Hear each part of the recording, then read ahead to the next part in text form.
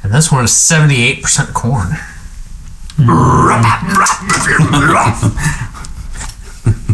Saw them last month. I know you did. I did. It was choice.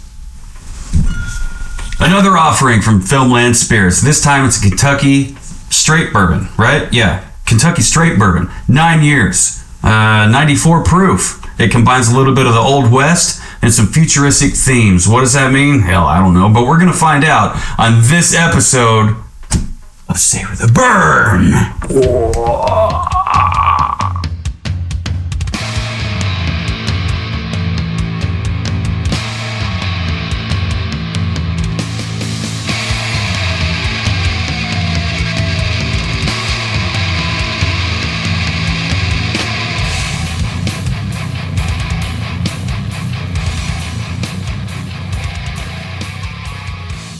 Welcome one and all to this episode of the Savor the Burn podcast. Thank you for listening in on your favorite podcast app of choice and checking out YouTube.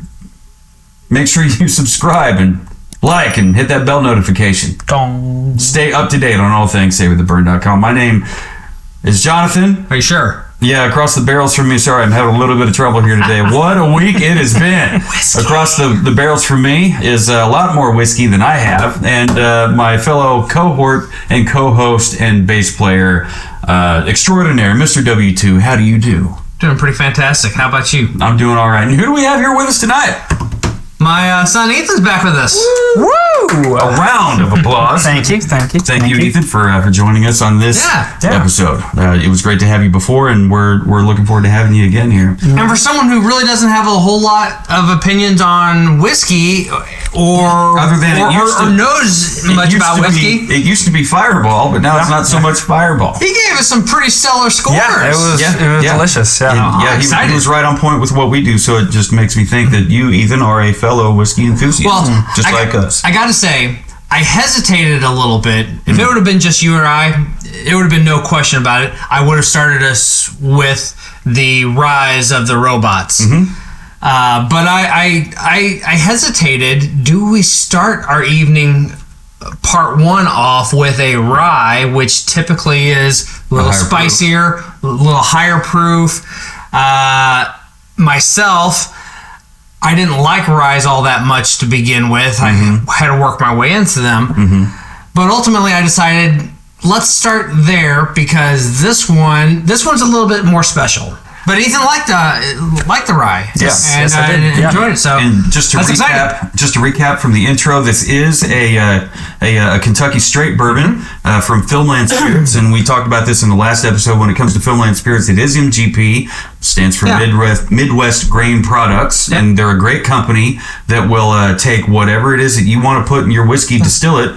They will help you make the mash bill, and they'll figure out what it is. They'll ask you what it is that you want in your end product to be, and then they'll kind of reverse engineer it from there. They can age it for you in their barrels, or they can just send it to you in a tote, and you can age it in your barrels if you want. It doesn't matter. That's what we talked about, the Las Vegas Smoke Wagon. That's what they do, and Junction 35 out of Pigeon Forge, that's what they do. Actually, last time I was in there, I did see that they had a great big column still that they were installing. So hopefully, pretty soon, they're expanding. Hopefully, they're going to start working on their own distillate here pretty soon. But anyway, back to Filmland, which is a great company from the products that we've tried so far.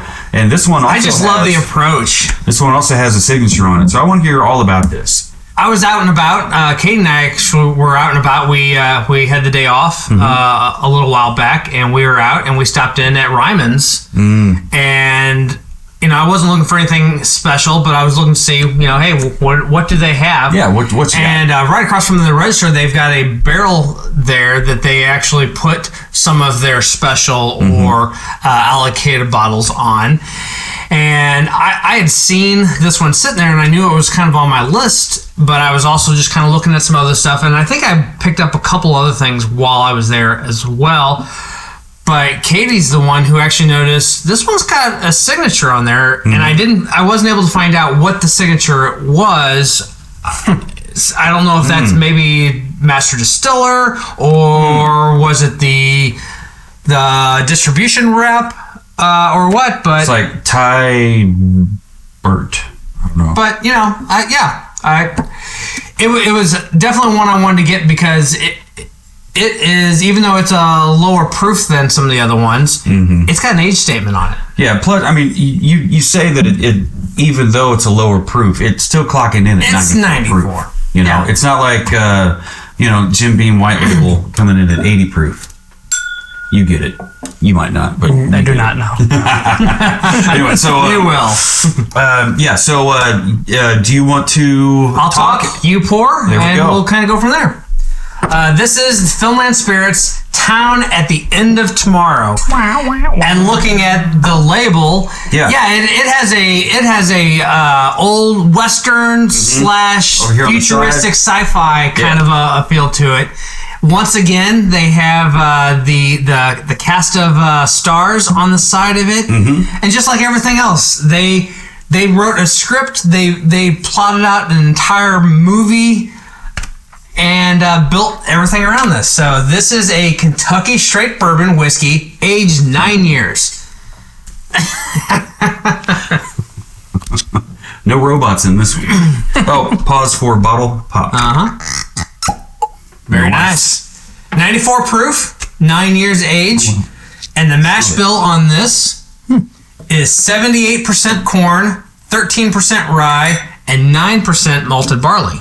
As everyone probably knows, but I'll say anyway, in order to be considered a bourbon, you have to be at least 51% corn. Did you say 9% malted barley? 9%. All right. This is 78% corn, 13% rye, and 9% malted barley. A battle for the bourbon ages. By 2060, the great bourbon boom led to whiskey shortages and civil conflict. That did. Do you know anything about 2024? It did. To stem the tide of violence, the government passed the Unbonded Act, outlawing spirits older than 2 years. New Bardstown is now the center of the whiskey universe and home to distillers Connor Cooper and his cousin Emerald, who long for the finely aged good stuff. All right, so New Bardstown makes me think Bardstown. Sure. Right? Yep. And actually, I'm glad that they did enact that. The Congress did enact that bill because the Unbonded Act. The Unbonded Act. Together, they travel back through time to the birth of America's native spirit, where they must confront their teetotaling forefather, Judge Barker, in an epic battle for the bourbon ages. This 9-year Kentucky straight bourbon whiskey is sweet and smoky with caramel and cornbread on the nose, blackberry jam, and tobacco. What? On the tongue, and tingling finish of cinnamon and spice. Enjoyed neat or on the rocks, this rare gem is so perfectly aged, you'll want to travel back in time for more. Luckily for us, there's no time travel needed. Because we are right smack dab in one of the best times to be alive. I mean, we've got antibacterial soap, modern medicine. If you metal music, if you do entertain a woman of questionable virtue from a Flying J truck stop, there are medications that can help reduce side effects and/or disease. And behind us, we have 18 and 20-year bourbons. So right. And in between us, we have Ethan. I am here. Oh, yeah. Ethan's here. Hello. There is a fruit on the nose, but I can't tell if it's apple or if it's like some kind of watered down pear or if it's or what is it? It's a seeded fruit. I'm not disagreeing with the blackberry jam. I'm not thinking it's citrus. You think blackberry jam really? Maybe. Huh. I'm getting a little bit of that cornbread. There's oak. Cornbread. There's now I'm hungry. There's oak. There's a little bit of char. Maybe some baking spice. We've got a little bit of burnt caramel going on. Yep. You think burnt caramel? Mm-hmm. I mean, right off the bat. So I thought licorice. licorice and mint. Like when I smelled that cork after I popped it, I was like, licorice. That's weird. And then he smelled it. He didn't say anything about it. What did you think when you smelled it?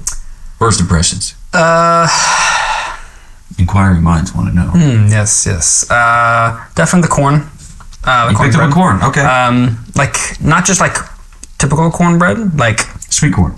sweet corn. Yeah, that's what it was. You know, when I make cornbread, I always put at least a half a can of sweet corn in the cornbread mix. Do you do sour corn for the rest? Welcome to the podcast, man. That was good. That was good. I like it. In the words of W2, I like it. Mr. Wayne, I like it. Wilkes. Let's get this on the palate. Yeah, we've got This plenty. is delicious. Plenty going on here. I'm looking forward to it.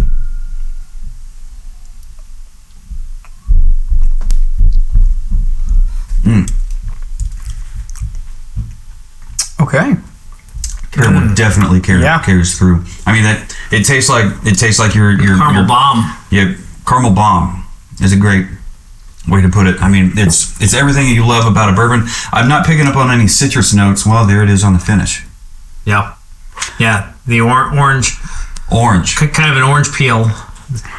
The rind comes forward at the tail end. I was kind of hurting. I was kind of bummed out that I didn't pick up on it on the nose. I was like, well, maybe this one won't have it. You know. I'm gonna also say a little bit of dark cherry. Dark cherry on finish? Like a black cherry. I was thinking kind of like a chocolate cherry. A little bit like a dark chocolate cherry. I would say that there's dark chocolate in here. Yeah, I could see dark chocolate on this. That special dark, bitter, semi-sweet. It said something about, your note said something about tobacco in there. And I'm struggling to find it. Maybe maybe by the end of the pour, I'll find it. I may go Let me know if leather. you guys figured out leather. You think? I may go leather, but I'm not getting tobacco. I might put a little bit of licorice. I might put just a little hint of licorice there on the palate. Okay. So Bacon spice on the finish, and on the palate. Yep. I say mid palate. Which spices? Cinnamon, a little bit of nutmeg, maybe a little bit of clove. And, you know, with this being 94 proof, it's already been watered down. It's been proofed down to where sometimes these notes are easier to find in the drinking experience. Yeah. When it comes to a cask strength like that rye we had, you want the bottle?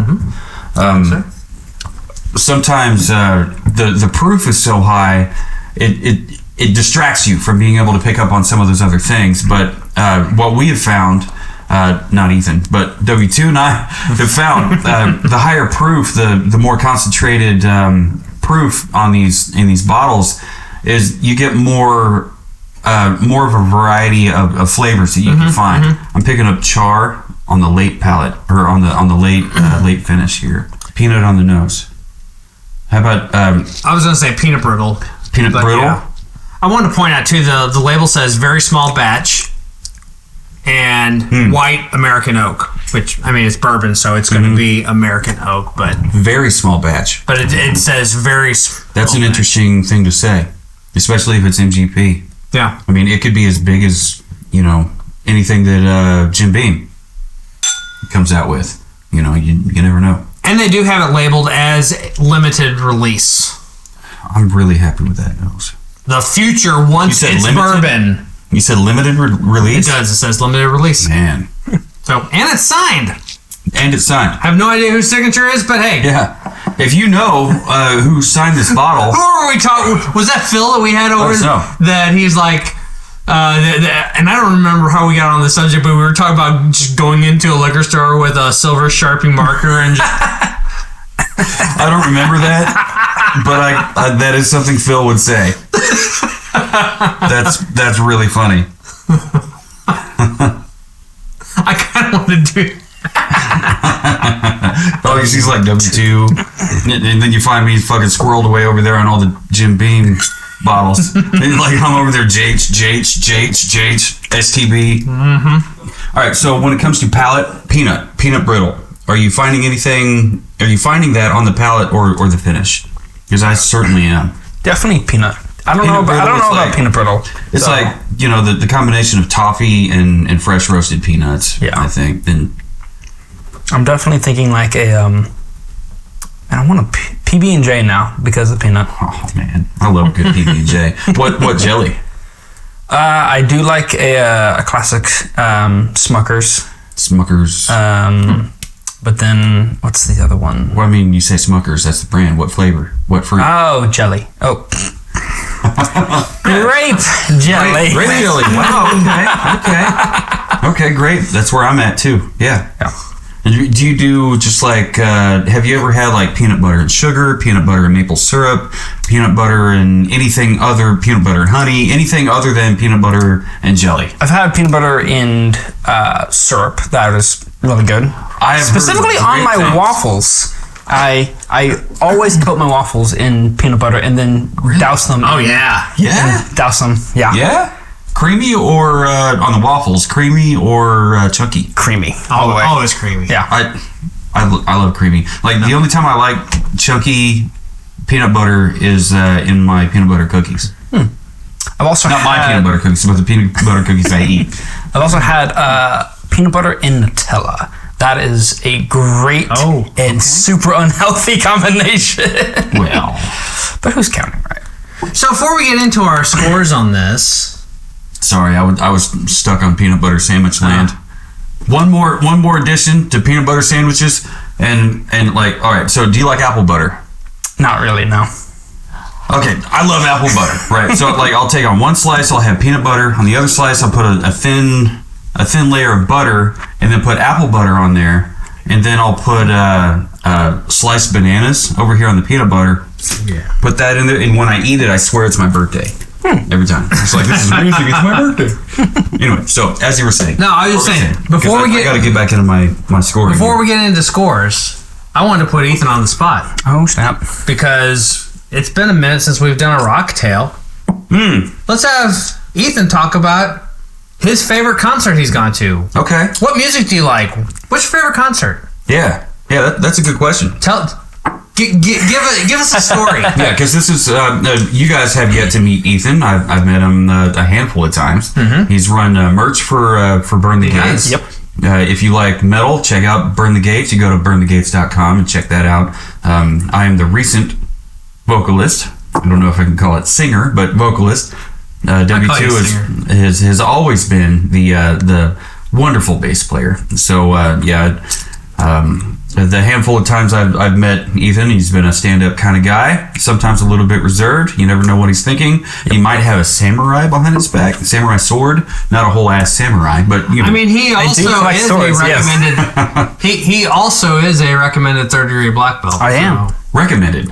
Yes, meaning they are recommending me to continue to the next level. We have not. Oh, very cool. We both have not tested for our full third degree yet. Yes. Oh, we are we've done the halfway point test. Yes. So so our belt has 2 stripes on this side, 3 stripes on this side. Yes. Okay. And we are ready to test for full third. Okay. Yes. All right. So it's been since what, 2020? Yes. All right. So you guys will have to go back in there and kind of practice and knock the cobwebs off. Yep. Absolutely. Yeah. Anyway, so extra squats. Anyway. So W2 posed to the question.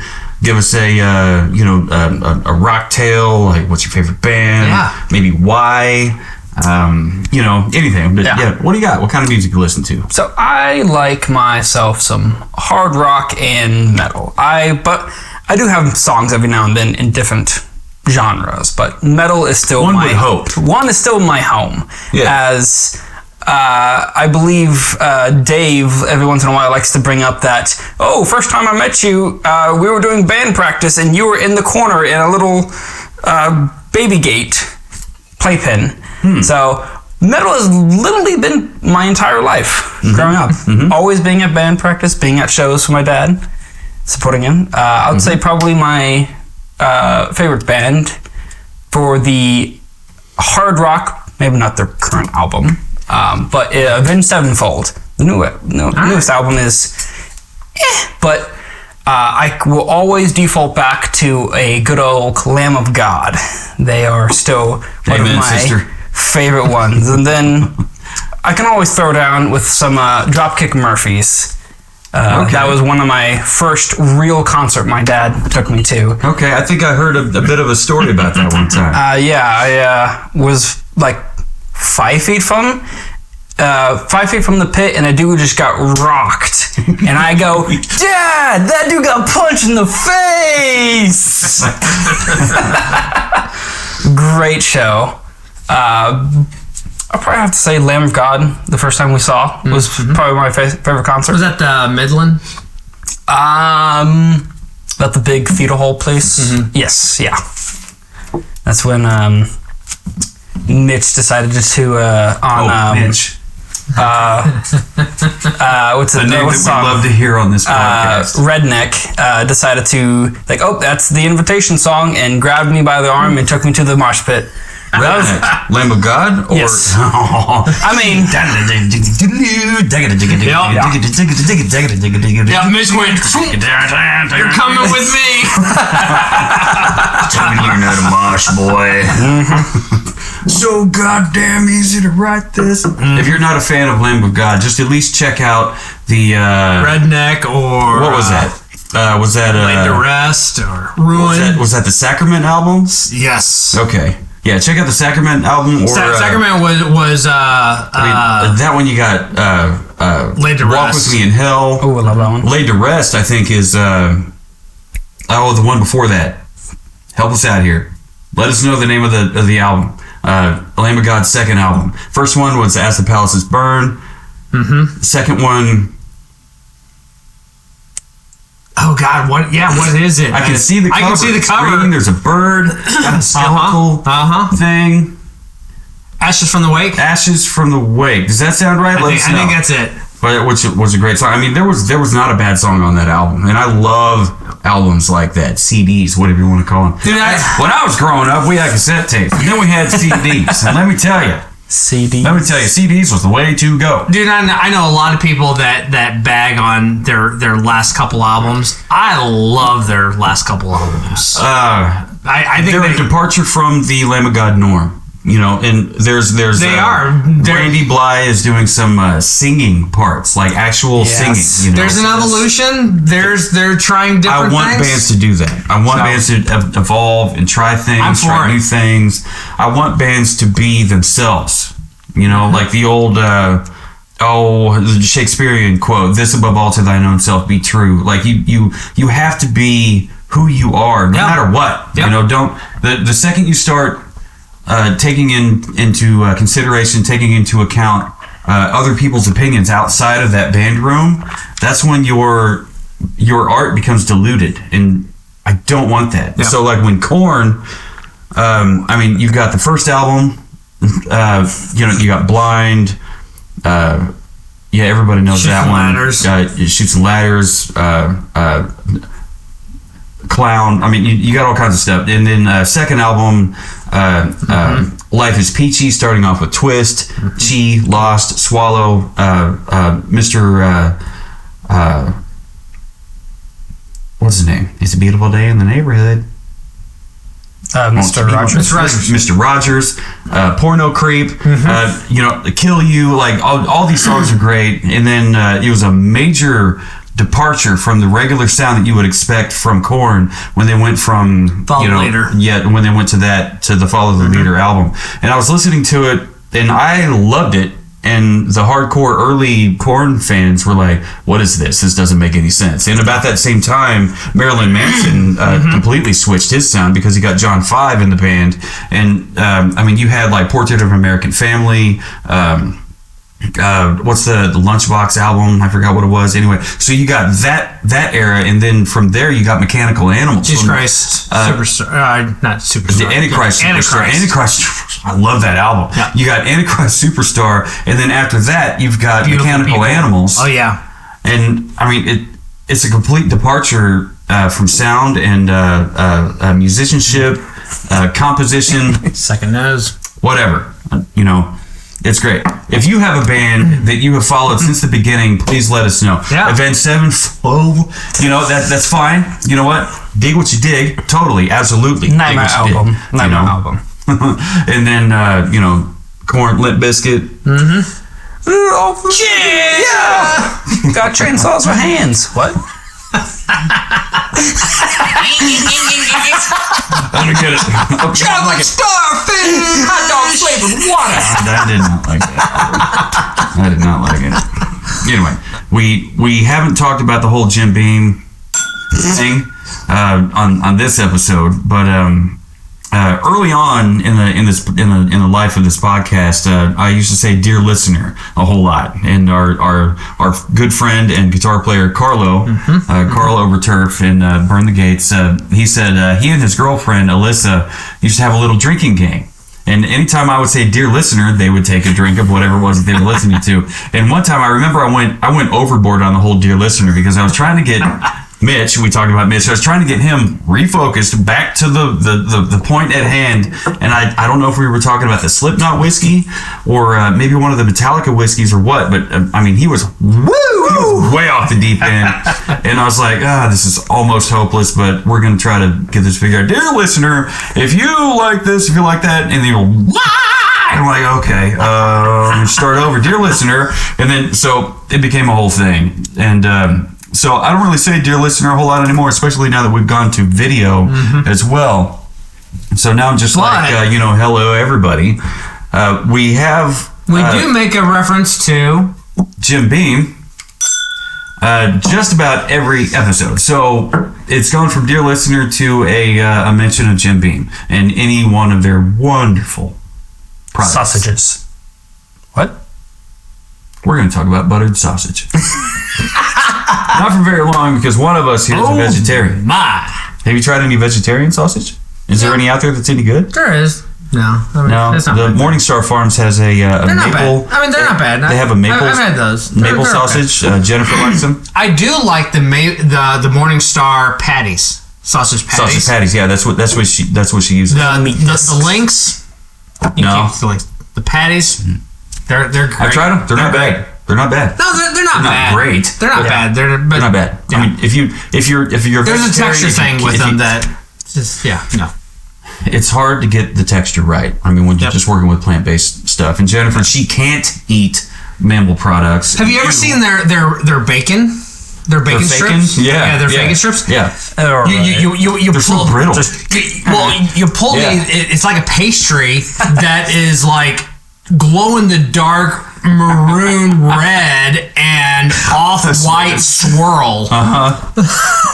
The most unnatural painting of this. And then you can put it in a pan and fry it up, or you can just pop it in the microwave and they crisp. Yeah. And then, but the first bite you're like, okay, I can kind of see it. But once you get through a couple pieces, done. It's sunflower seeds. It's straight sunflower seeds. Because it's actually sunflower seeds. Is that what they're made out of? The base product. Yeah. Wow. Okay. Did not know that. Yeah. We'll put them on BLTs. Yeah. I've done that because she can't eat mammal products, and I'm always happy to help support that. You know, because she's going through hell, missing actual meat products and stuff. So I'm happy to play along, especially if it's good. If it's good, I'm gonna eat it. It's going in there. Oh yeah, that's what's going to happen, Captain. All right, so back to the review on this what here. Did you give it on the nose? Filmland Spirits, 9-year Kentucky straight bourbon, 94 proof, town at the end of tomorrow bourbon. Ooh. On the nose, I gave it a 4.5. How about you, Mr. W2? I gave it just a straight 4. 4 even. Yep. Okay, so you hit. And the it wasn't mark. bad. You hit the wow mark. It's a great. For us, the wow mark starts at 4. Yep. So that's really cool. I mean, we had licorice, mint, oak, char, caramel, maybe burnt caramel. You picked up on blackberry jam. You picked up on some cornbread. You picked up sweet corn, baking spice. I think we all agreed. Peanut brittle for me came in towards the end, and I ended up putting that across all things. I'm not sure if everybody else picked up on that, so I will readdress that later. So, how about you, Mr. Ethan? What'd you give it on the nose? I gave it a 4.5. 4.5. Excellent. All right. So we're all in the same ballpark. What is the word that Phil gave us? Bips? Bips. Okay, so we're 1 bip? Yeah. What is a BIP? A BIP is it's a term that they use in the. It's a plus or minus beer. half point. Okay. Yeah. So Something about the beer. Is it beer tasting? Yeah. In the beer tasting world. And if we're wrong, Phil, you're going to see this. If you want to light us up, please light us up in public. Leave us some nasty comments. Okay, so we're on to palate. W2, what'd you give it on the palate? 4.5. 4.5. I met you at 4.5. I really loved how it was a caramel bomb when it comes to bourbons. Yeah. I mean, plus this is 9-year. It has no choice but to give us a caramel bomb. You picked up on a little bit of leather. I picked up on licorice. I think I mentioned licorice, whatever. You might have said it also, and or mint. Baking spices, nutmeg, clove, cinnamon. And I picked up on some peanut brittle towards the end. Ethan, how about you? I give it a solid 5. Solid 5. So it was like, Yeah. really? Oh yeah. You gave it the Ric Flair. A lot of stronger colored alcohol typically leave like a burning sensation. So this one did not. I like this one because of that. There wasn't even a Kentucky hug on this one. Yeah. I mean, It really wasn't. It really It was wasn't. there. I mean, it was. And that's not a bad thing, but there was, it didn't leave you scalded. It didn't leave you, sweating and, Kentucky hug.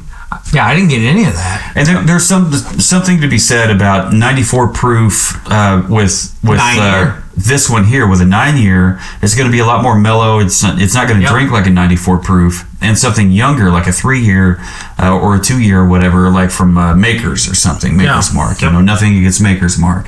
I think their bottles are either 80 or somewhere between 80 and 90 proof, but just their base level release is just definitely not for me. What other bourbons can we expect to have like a 90, 92, 95 proof? I mean, Blanton's is 92? That maybe doesn't drink like a regular 93 budget bourbon. 90 to 95 proof. Buffalo Trace is 90. It's straight 90. Okay. And Buffalo Trace is great. It's got lots of caramel, lots of citrus. Weller. And Weller's is 90. Weller's good, like the Special Reserve. Special Reserve and the 12-year are that both 12-year, dude. are both 90. I didn't know what to expect. Like when you had your mystery bag of stuff, I'm like, yeah, okay, cool. I'm great with surprises. I did not expect that as a fucking surprise. Dude, I didn't expect that to taste as good as it did. Oh yeah. Like the Weller 12-year was absolutely amazing. That was straight vanilla custard. So good. So when it comes to bourbon, I think what I'm trying to get to, what I'm trying to have W2 illustrate my point for me is that when it comes to bourbons, whiskeys, whatever, you're kind of going to get what you pay for. It's not always the case. So it's best to join a group like a Facebook group like Whiskey Tribe. If you're not following them on YouTube, definitely check that out, especially their older episodes. Or what's Daniel's new? Was it Whiskey Vault? Whiskey Vault. Whiskey Vault is an incredible amount of information. Every video he puts out, Daniel really loads in the history of the spirit of the distillery, of anything that was going on during the time when this distillery came into existence. And what I love about this podcast, as we've not only explored our own bottles and the distilleries behind them, but getting into some of the other podcasts that are out there and YouTube Whiskey Tube channels that are out there, is we have really learned that the history of whiskey is an American history. It's American history, and you shared a link with me. So much of American history is ingrained. Yeah. Pun intended. Ingrained, get it? In the world of whiskey. Yeah, and world. It's not just American history, it's also world history. It's really amazing. Yeah. Whiskey is great. I mean, it's not just like corn whiskey, which is what our bourbons are made out of. Our ryes are made out of rye, of course, but like Japanese whiskey, you never know what they're going to make it out of. I think there has to be an ingredient list that is your mash bill. All that stuff goes into a pot with some yeast and some sugar, and whatever's in there, it ferments, and then all the sugars get eaten by the yeast, and then you're just left. Do that again. There you go. I did that so that not so he could do the. What is that? Not so he could. I don't know what you guys are doing over there. Not so he could motorboat me, but like so my microphone could pick up the. Yes, believe what he's wanting to say. I'd say family show, but family show. But anyway, so it's like you got the distillate, and then you distill or you got the mash, and then you distill it, and then you end up with the liquor. The liquor is what I would call a whiskey, right? So you got your Mexican whiskeys. Liquor in the front, poker in the back. Family show. Family show. Hey-o. Liquor damn near killed her. Get her liquored up and liquored down. Back to the rating system. Nose, 4.5, 4. Palate, 4.5, 5, 4.5. Finish, what do you got? 4.25. Which is not bad. On the finish, we picked up orange peel almost right off the bat. Dark / black cherry. Dark chocolate. Yep. Baking spices. I picked up on some char and some peanut brittle. I think it was like a medium length, kind of warm finish. And I really liked it. I I didn't have any problem with it. Ethan, how about you? I liked it too. I did a 4.5. 4.5. Yes. That is not bad. Not bad at all. And we talked about bottle presentation. We talked about this at great length with the last one and the one before it when it comes to the Filmland Spirits bottles. If you want to know more about them, go to filmlandspirits.com. And definitely, if you want to see what our reviews were on the previous bottles, go to savortheburn.com and check in the liquor cabinet, respectively, rye and bourbon. And on this one here, I stuck to it with the bottle presentation number. I kept it at 4.5. Same. I mean, you've got the Art Deco Filmland. Yep. You've got the cast of characters. You got the movie title. You got the really cool artwork. This one is signed, but we don't know by whom. So if you know, let us know. You got the film synopsis. Even the necessary legal info is set up like the bottom of a movie poster. Down there at the bottom. It's so great. You got the embossments with Filmland, you got natural cork, you got the film canister reel, the canister gear down here at the bottom. I couldn't be happier, unless of course there was a box and or a bag. So that's kind of where I'm topped out at with 4.5. Yeah. W2, how about you? Same. 4.5? 4.5. Okay. How about you, Mr. Ethan? I gave it only a 4. Only a yes. 4. I love the bottle presentation, but with the two characters taking up majority of it, I wanted a little bit in the background, like the previous bottle had the marching army of the robots. Yes. It does. I love that. And an explosion and mountains. It's green, so it's alien invasion stuff. And she's got the head of one of the robots in her hand. She's ripped it off. My kind of heroin. And she's got a shaker in the other hand. She's making cocktails. She does have a shaker. Look at that. Huh. She's making cocktails and putting the robots out of business. I'm in love. And she's 1960 pointy. Gar. So that's great. You gave it a 4.5. So W2, talk to me about your final score. This one was 8 5/8, 8.625. I'm not too far behind you. I gave it an 8.5. All my points, the nose, palate, finish, bottle presentation, all that added up together, 0 to 5 score, and added up, divided by 2, and that's how we ended up with our score. I gave it 8.5. You gave it 8 5/8. How about you, Ethan? I had a full 9. A full 9. I think the palate really took it off because it was so great. That palate was very good. It's a good palate. Very good. Very good. And I mean, that's what you would expect from a 9-10 year bourbon. We had what was the age statement on the Baker 7? Was it 8.5? 8.5. It wasn't as good, I don't think, as this one was. I might agree with that.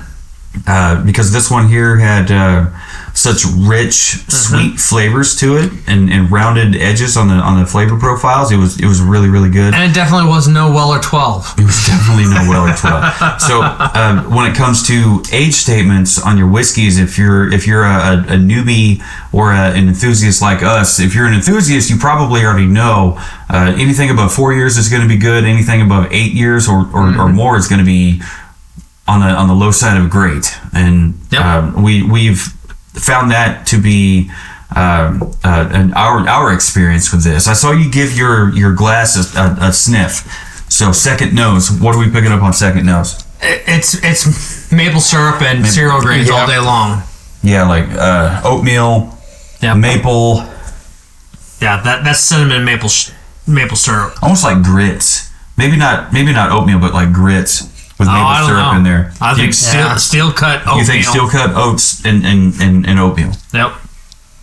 That's fine. My palate's not his palate, and our palate is not your palate. Mm-hmm. So, if this bottle sounds interesting to you by the way that we've described it and tasted it along the course of this here, 35 plus minute episode, please let us know what you think. Send us an email, I should say. Whiskey. Send us an email, info@savortheburn.com, w2@savortheburn.com, or jonathan@savortheburn.com. And once again, thank you for listening on your favorite podcast app of choice. Watching on YouTube, be sure to subscribe and click that bell notification. We're definitely happy to have you along. Leave us a comment anywhere on our socials: Facebook, Twitter, Instagram, TikTok, and always... Actually, before I get into the basic regular outro, check out filmlandspirits.com. Check out the different movie trailers that they have that go along with their different bottles, their different offerings. Kind of get lost in a little bit of the storylines that they come up with. It's a lot of fun. It's a great website. I highly recommend it. 10 out of 10, 3 out of 5 stars. Wouldn't change a thing. I mean, it's a little cheesy and hokey, but it's a great product. So yeah, like I'll take this gimmick over gimmick whiskey, like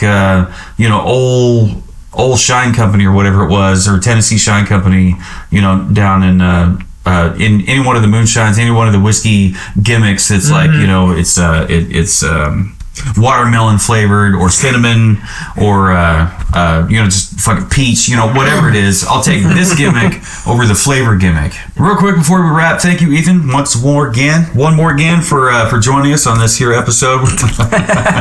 It's always fun to watch the father-son duo in action, kicking names and taking ass. So no matter who you are, where you are, what you're drinking, and who you're drinking it with, never forget, keep on burning.